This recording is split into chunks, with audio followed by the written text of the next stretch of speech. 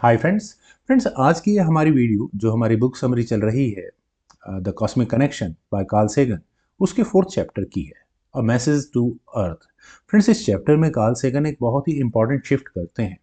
पिछले चैप्टर में जहां फोकस था पायनियर 10 के प्लाग को एलियंस तक पहुंचाने वाले मैसेज के रूप में समझाने पर, वहीं इस चैप्टर में सेगन ये दिखाते हैं कि वो प्लाग असल में एलियन से ज़्यादा हम इंसानों के लिए मैसेज बन गया था।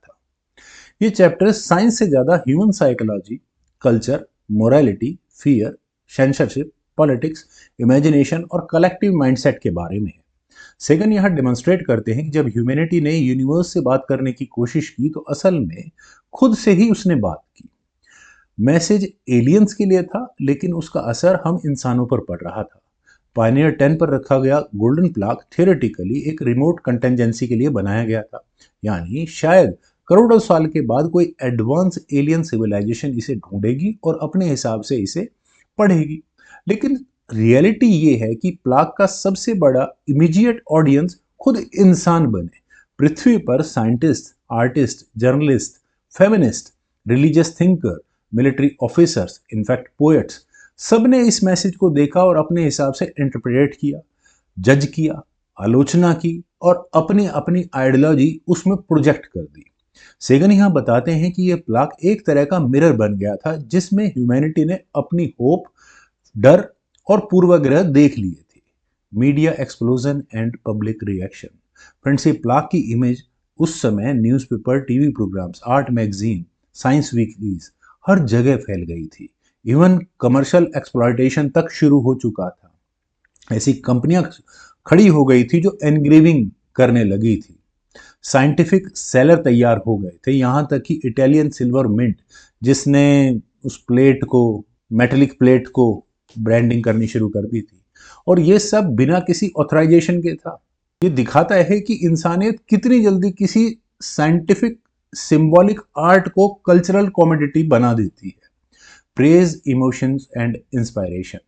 फ्रेंड्स मेजॉरिटी रिस्पॉन्स उस समय बहुत पॉजिटिव था और कई लोगों के रिस्पॉन्सेज तो बहुत डीपली इमोशनली अटैच थे।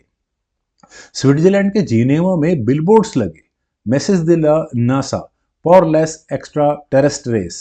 एक साइंटिस्ट ने तो यहाँ तक लिखा कि साइंस जर्नल में उस प्लाग की डिस्क्रिप्शन पढ़कर खुशी से उनके आंसू निकल आए, क्योंकि पहली बार साइंस ने उनको इमोशनली टच किया था। एथेंस जॉर्जिया के एक व्यक्ति ने तो यहाँ तक कहा कि भले ही हम सब मर जाए, कोई एलियन इसे ढूंढेगा, हमारे इस सपने को, हमारी इमेजिनेशन को, और हमें एक्सप्लोरर्स की लीनियज में जोड़ देगा।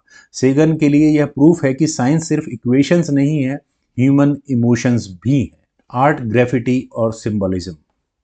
Friends California institute of technology में किसी एक अनजान आर्टिस्ट ने पूरी बिल्डिंग की एक साइड दीवार पर इस प्लाग की लाइव साइज ग्राफिटी के रूप में बनाकर दिखाया उन्होंने।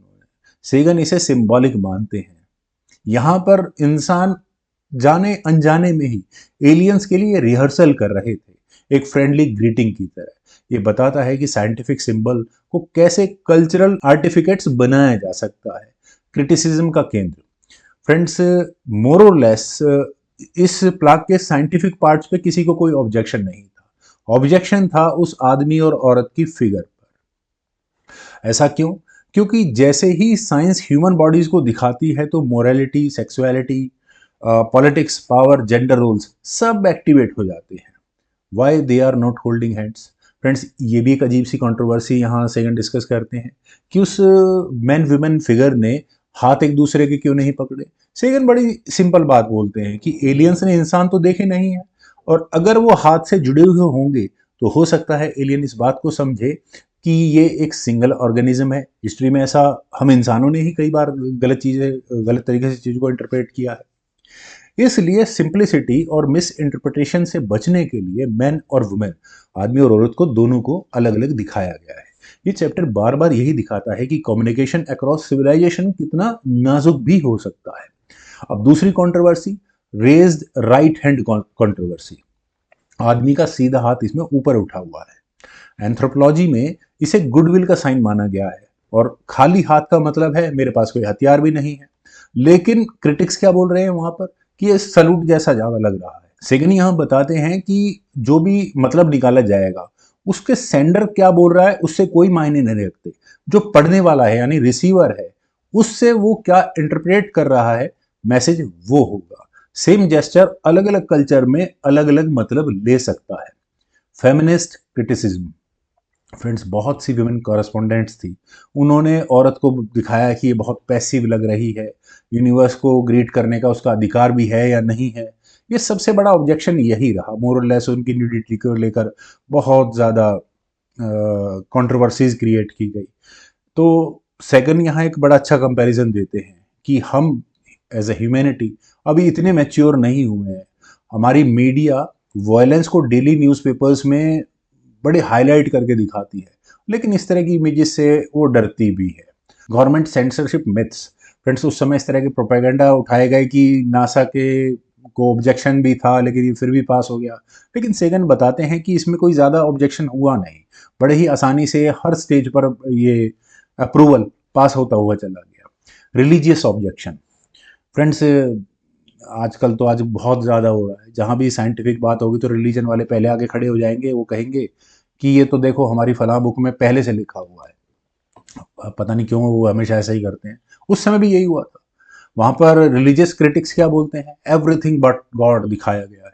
सजेशंस क्या आई कि उनके दुआ में हाथ मतलब प्रेइंग हैंड्स होने चाहिए थे, डिवाइन सिंबल्स लगाए जाने चाहिए थे। सेकंड मतलब बड़े ही हम्बली इस बात को बोलते हैं कि साइंस बेस्ड मैसेजेस में रिलीजन को इंक्लूड करना सही नहीं है और इम्पॉसिबल ही है सही में देखा जाए तो। Science is the only shared language across civilisations. कुछ सजेशंस तो इतने हास्यास्पद है जो बताते हुए भी अजीब लग रहा है। वहां पर यह बताया गया कि बर्थ से लेकर डेथ तक का पूरा एक कार्टून सीरीज बनाकर भेजनी चाहिए थी, इस तरह के मैसेजेस भी थे। अब रेस रिप्रेजेंटेशन की भी प्रॉब्लम आ गई। किसी ने कहा कि ये एशियन अफ्रीकन कॉकॉशियन के क्या मिक्सचर बना दिया है, किस तरह का इंसान दिखाना गया है। अब चूंकि वो आउटलाइनिंग है, उसके अंदर एनग्रेविंग है उस मेटलिक प्लेट के अंदर, तो विमेन उन्हें ब्लॉन्ड लगने लगी। Afro haircut Mediterranean curl बनता गया। कुछ लोगों ने तो यहाँ तक कहा कि क्या एलियंस कभी इस प्लाग को देखेंगे भी।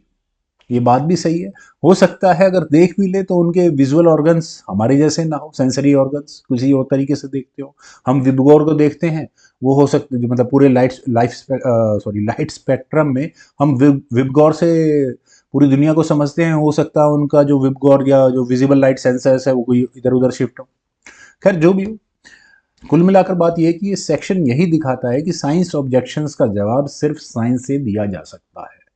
बहुत से लोगों ने कहा कि एलियंस इसे गलत समझेंगे, इसके सिंबल इसके मायने गलत निकाले जाएंगे और ह्यूमैनिटी को गलत तरीके से इंटरप्रिटेट किया जाएगा। लेकिन यहाँ सेगन कहते हैं कि ये डर एलियंस के बारे में कम, हमें इंसानों के बारे में ज़्यादा बताता है।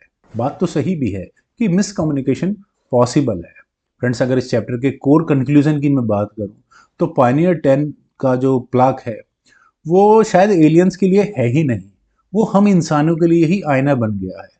ये हमें पूछने पर मजबूर कर रहा है कि हम यूनिवर्स को क्या बताना चाहते हैं, हम खुद को कैसे रिप्रेजेंट करना चाहते हैं, क्या हम सरवाइव करेंगे भी या नहीं। ये प्लाक एक चैलेंज है। Are we worthy of being remembered.